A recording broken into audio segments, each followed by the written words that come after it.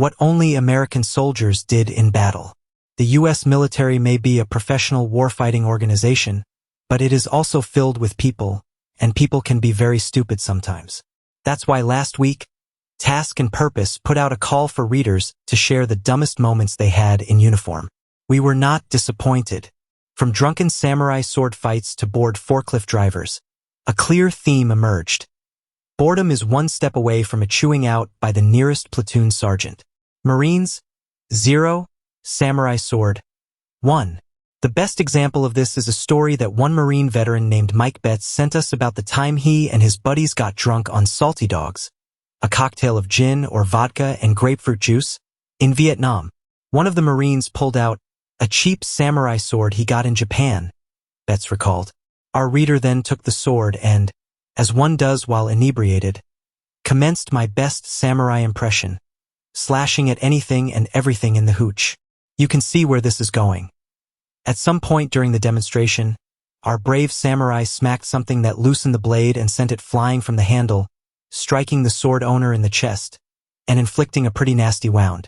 Nobody wants to have to explain that kind of trouble to someone in charge. So our reader and his fellows snuck the wounded Marine past the officer and sergeant on duty that night and hustled him off to the hospital before anyone could notice. Luckily, he was stitched up and pronounced fit for duty, Betts said. Needless to say, I felt terrible about hurting him, he added. Nothing can stop the U.S. Air Force. There is a surprising amount of pride among Air Force forklift drivers on the Air Force subreddit. In fact, one person on Reddit even called for forklift-certified people to create their own branch of the military since they are the nation's first defense.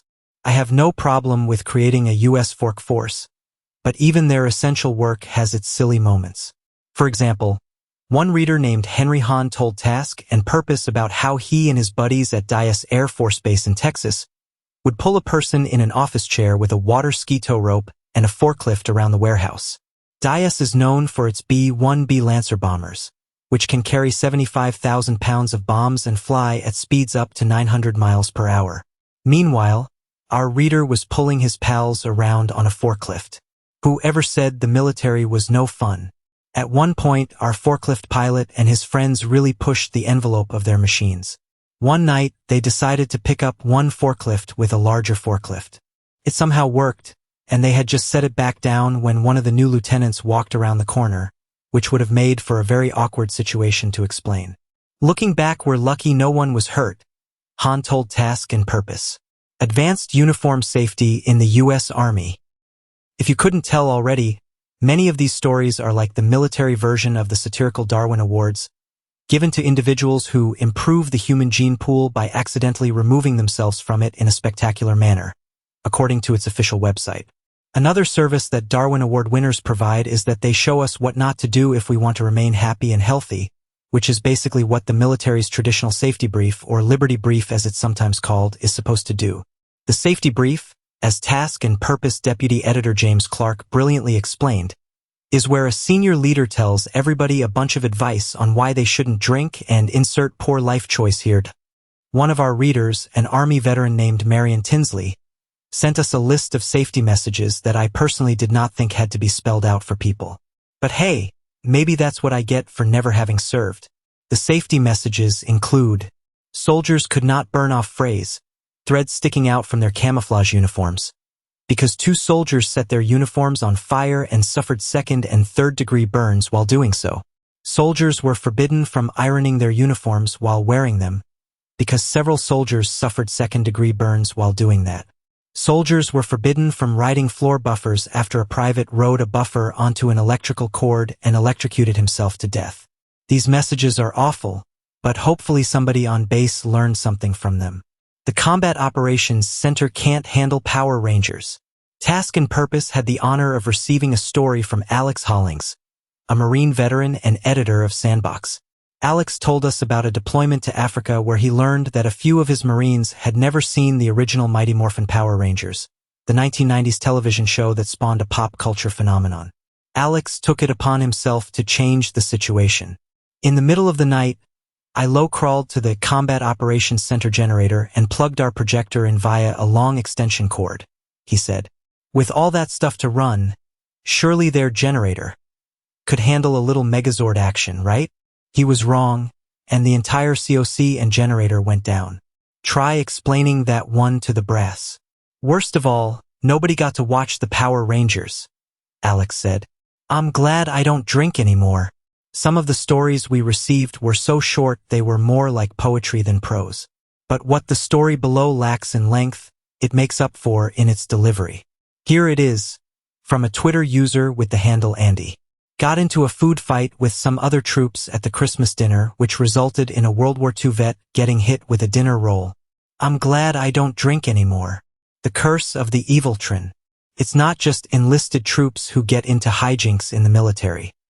One Air Force officer who wanted to stay anonymous told Task and Purpose a story involving a small device called an eviltrin or an annoyatron. It's about the size of a quarter, and its sole purpose is to annoy the hell out of your chosen target. All the machine does is replay a sound of your choice every 4 minutes or so. The thing is, the battery lasts several months, so if you drop the eviltrin in some hard-to-reach place like behind a desk or in some out-of-the-way drawer, then your target is stuck with it.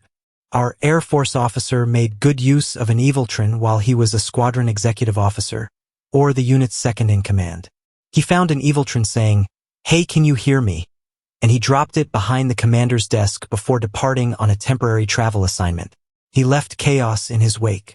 2 days into it, the first sergeant texts me to say the boss is tearing apart his office because his computer is talking to him, our reader said. By day 3, it's even better because now the commander is ignoring it, but everyone who comes into his office is confused when they hear, "Hey, can you hear me?" And then the commander denies that he heard anything. Nobody had a mental breakdown, the officer went on. But it was apparently epic that people are hearing this voice in the commander's office and he denies it. The commander never found the eviltrin, but our officer fished it out of the hiding spot when he got back. Unfortunately for his colleagues, it wasn't the last time he used the infernal machine. I have had dozens of eviltrins over the years and they end up in all sorts of places, he said. We had a guy chasing a cricket in his office for 2 months with it. This efficiency simply can't survive in the military. There's an old tenet of Murphy's Law which says, if it's stupid but it works, it isn't stupid, which really upset one reader's first sergeant back in the day. The reader, who goes by the name Rock or something, in the comments section on the Task and Purpose website, had been punished with extra duty over the weekend after he got busted, with a few less than artistic magazines in my rack, he said. When Saturday came around, Rock's first sergeant took him to the sheds behind the barracks. Shed A had all of the lawn care equipment, Rock said, while Shed B had all of the barracks decorations. The first sergeant said he wanted everything from Shed A moved to Shed B, and everything from Shed B moved to Shed A. Then he walked away. I'll let Rock take it from here. I found him 10 minutes later in the cadre office and told him I was done. He jumps up, cussing and screaming, goes outside and sees that I swapped the name plates, so now it was B and B was A. He just about had a stroke and told me in very colorful terms to go do something with my life. I was never assigned more extra duty. Looking back, it was really stupid to tempt fate with a first sergeant, especially one that was actually mad at me instead of just mad at life. But it was a beautiful thing to see him chew his lip and get his forehead all twisted over my so stupid it's smart solution. The rudest awakening. You would think horrifying pranks are a bad idea aboard a military aircraft, but that never stopped Marine aviators from doing them anyway. One reader named Zach Richmond told Task and Purpose about a story his dad, a Marine KC-130 pilot, told him. When a member of his dad's aircrew fell asleep in flight, the other aviators would tie him or her down, then take all of the parachutes except for one and hide it in the cockpit. They would then open the cargo doors and turn the eject lights on. Chaos ensued. The person who was tied down would then believe the plane was going down and that they needed to eject, but they were still tied down, Zach said. They would run toward the parachute and then get yanked to the ground by the cargo rope. Readers, if I ever say I want to become a Marine aviator, please drop a piano on my head. The duality of man. This last story was sent in by my deputy editor, Marine veteran James Clark, and it's just too good not to include. But to understand it, you first have to watch this scene from the classic Vietnam War movie Full Metal Jacket. During James' first deployment, his girlfriend, now wife, sent him a peace pin which he wore on his camera gear throughout the deployment. Nobody ever had an issue with it. It was just a fun head nod to Full Metal Jacket since I was a combat correspondent, and like all enlisted public affairs folks, I really wanted to be Private Joker, even though I was probably closer to the dumb boot rafter man, James said. James wore the peace pin throughout the workup for his second deployment in 29 Palms, California, but he soon found himself in a bizarre example of life imitating art. A regimental sergeant major showed up at a training event, spotted James' pin, and called him out on it. I'll let James take it from here. What's that on your flak? Naturally, I assumed he was quoting Full Metal Jacket, so I replied, it's a peace symbol, Sergeant Major. Why's it on your flak, Marine? My girlfriend sent it to me. You know, the whole duality of man, the yin-yang thing. I know it's Jungian, but at the time I said, yin-yang. Partway through my response, I started to suspect that I'd misjudged the situation. The other Marines standing behind him, doubling up with laughter, should have been a clue. What the fuck are you talking about, Marine? Take that fucking thing off your goddamn uniform, was the SGT Maj's reply.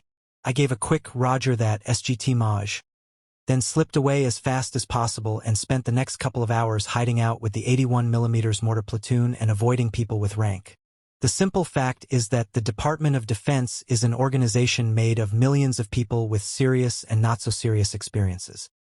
From fighting with cardboard suits of armor to buying a fire truck for the boys at Camp Lejeune, the dumb stories are often the funny stories, and the funny stories are often the ones best remembered.